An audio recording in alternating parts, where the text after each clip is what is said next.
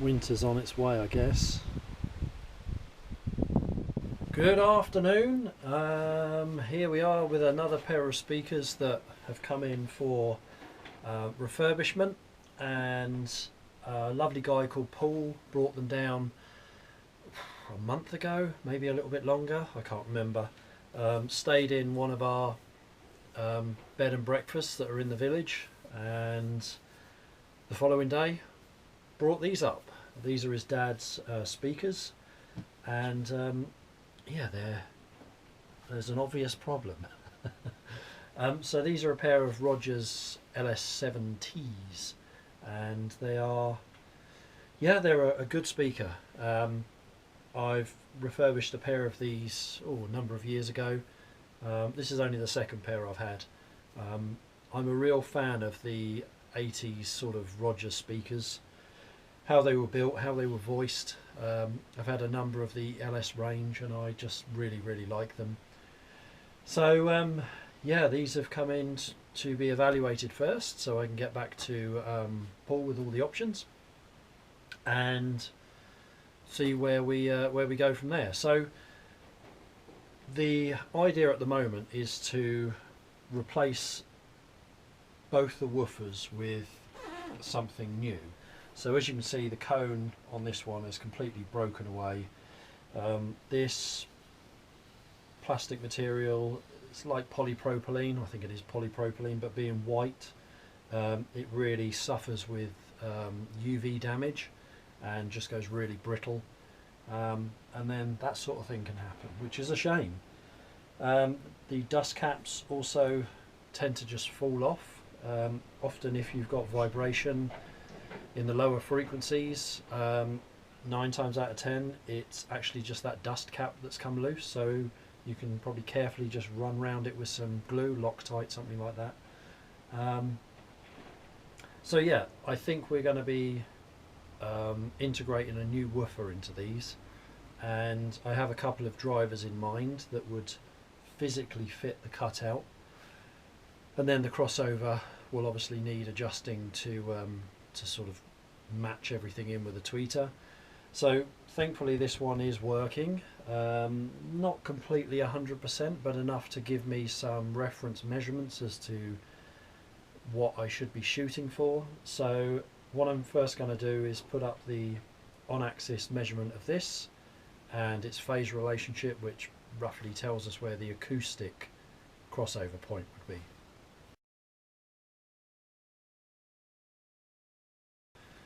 As they're only quick measurements, but as you can see, yeah, pretty good, what you'd sort of expect. As a comparison, we wanted to make sure that both the tweeters were working, because really if this tweeter was dead or one of the tweeters was dead, then really all we're starting with is a pair of cabinets. So it was important that we knew that this tweeter was working properly. So here's the measurement of this one in comparison to this one.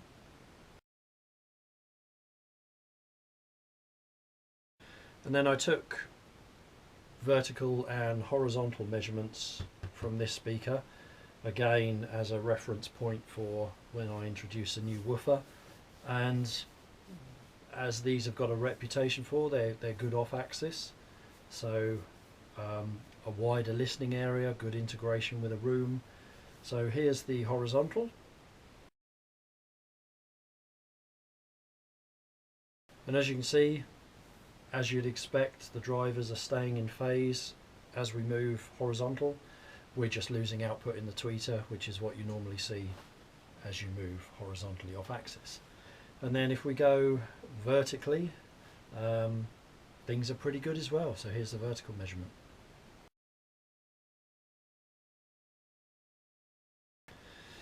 Yeah, a good measuring speaker. I did take a cumulative spectral decay measurement. It's a little bit fictitious because I didn't do a great deal about treating the measurement space today. I didn't even bother gating them, in all honesty. So yeah, here's that. And that CSD was taken from this speaker. And I know there is some issues with the woofer and that sort of thing, so what we end up with is going to be a fair bit cleaner. So yeah, I think I'll bring you in to have a closer look, and we can look at them cosmetically. Right, so if we have a look at this one first, as you can see we're missing all the woofer. This has just all gone completely brittle. So yeah, at some point the cone has been shattered. Voice coil is still good. I could hear, believe it or not, hear some output from that when I was doing the measurements, but they're so far down. Yeah, so tweeter's working well. Front MDF panel is good. So these are veneered, but they're painted. So this isn't a vinyl or anything like that. They're veneered timber, but they're sprayed. We've got quite a few corner knocks and bits and pieces, but I think the idea is to sand these back and then respray them. So because we're going to spray them again, that doesn't matter if we need to do a bit of filling here and there. It's going to be sprayed over and it's going to be disguised. A few nicks and bits and pieces around the back. Back panel's good. When we have a look inside, you'll see how well damped these panels are. Like a lot of the 70s, 80s speakers, there'll be bituminous pads inside and then felt. And then, yeah, this one, same sort of thing really. Front's good, tweeter's good. Nicks and things around the edge so we can fill or feather them out. You can see here where probably moisture's washed out the paint a bit. And it's not book matched really either, so you know, because it's been painted. But on the back here, the vinyl that's on the back is brittle, probably again UV damage. Same with the binding posts. This one's split, really bleached with the sun. I think this one was not as bad, so I guess one lived near the window.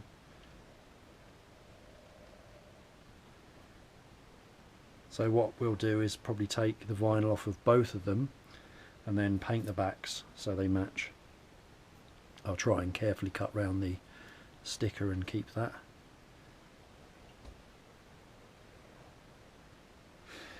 So yeah, that's the plan. Sand the cabinets, fill them, sand them again, paint them. I might see if Paul wants to just try and find a pair of good used second-hand woofers. I think the idea is to really change the woofers and just turn these into something new,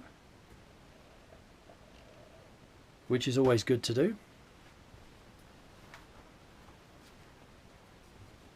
And then we have the covers as well.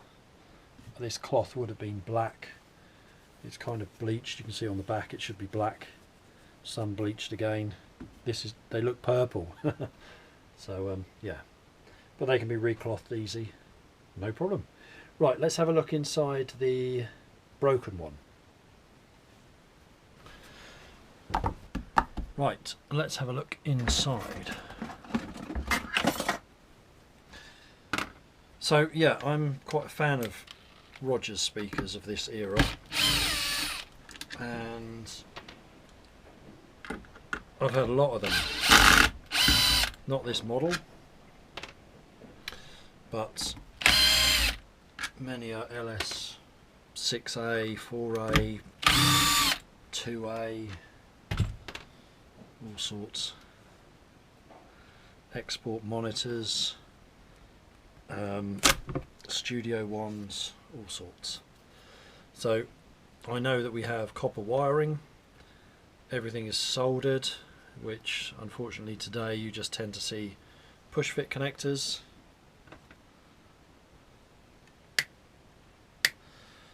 Eight-inch woofer made by Swiss Tone, just nice units. Aluminium chassis. Yeah, it's a shame that really. Big magnet, very nice. 8 ohms, nominal. Right, let's take our tweeter out.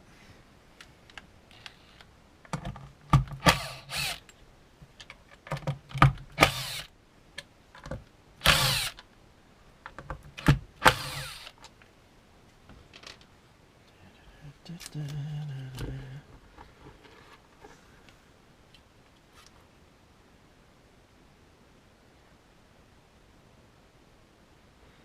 nice. Big magnet, bucket magnet on the back of it as well. Yeah.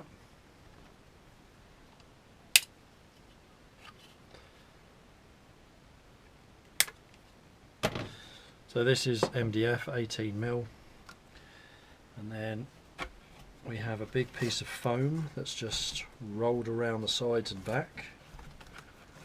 So let's carefully take that out.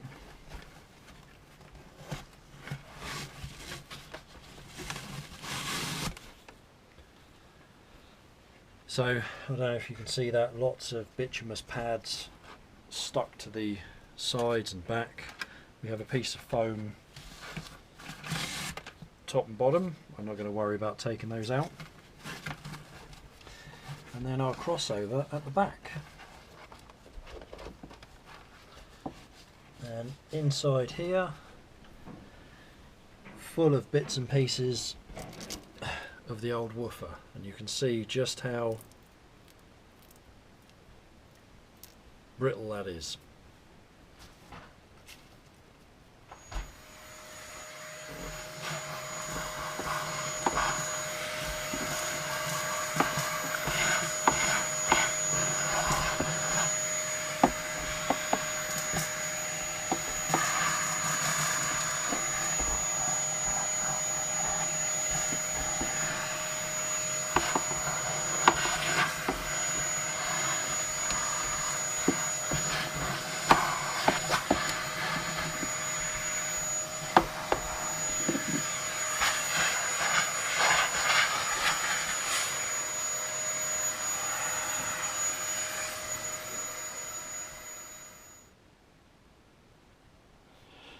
So hopefully you can see inside there, bituminous pads, really kills the panel resonances, and our crossover.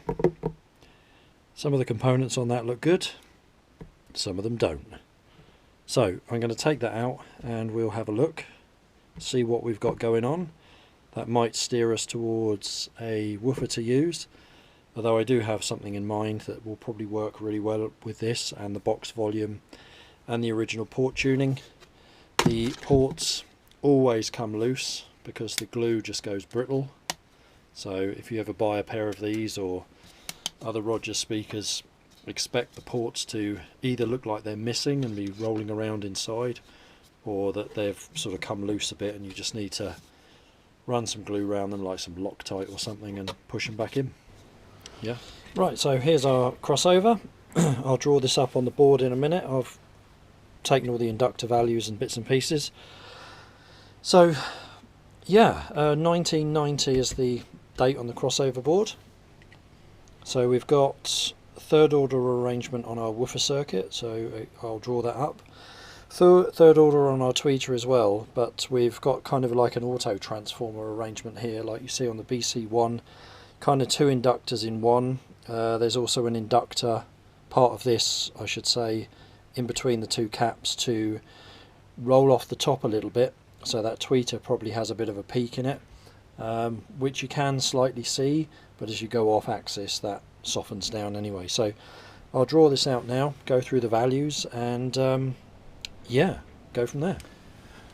Let's clear a bit of space on here, remove this old frying pan.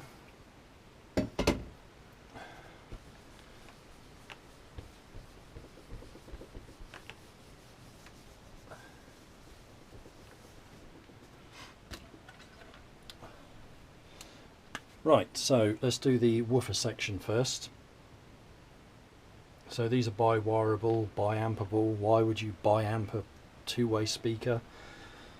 Silly idea, especially if there's phase shifting across your amplifiers. It's going to cause you no end of grief. Bi-wiring, yeah.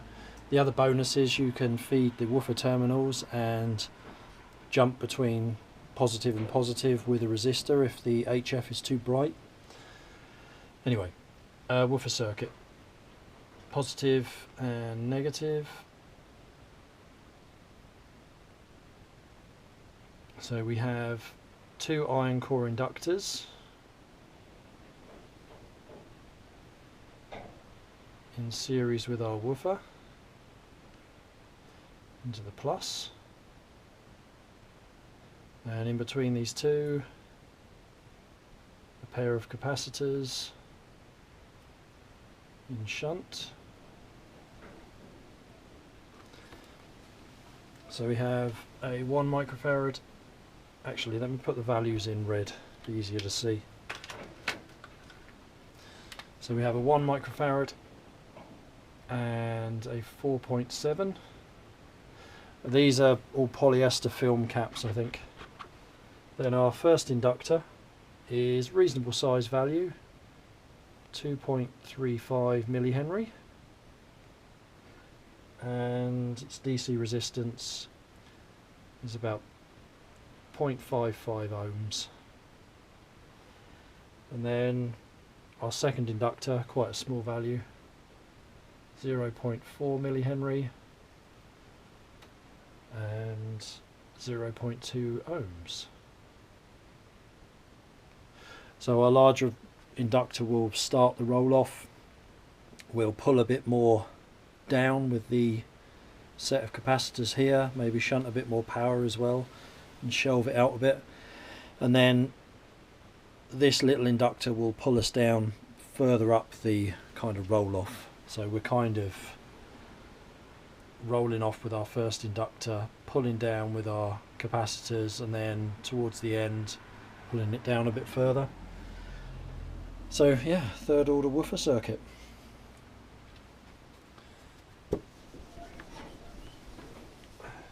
Tweeter circuit.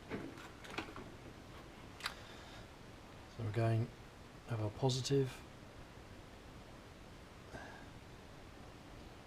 and our negative. Tweeter's connected reverse polarity. Not uncommon at all. Depends if there's any phase shifting going on in the crossover, how the drivers are spaced, whether you need to flip the polarity or not. Okay, so we come in through a 3.3 microfarad cap, carry on through the first part of the, I'm going to call it an auto transformer, it's kind of 2 inductors, and we carry on to another pair of caps,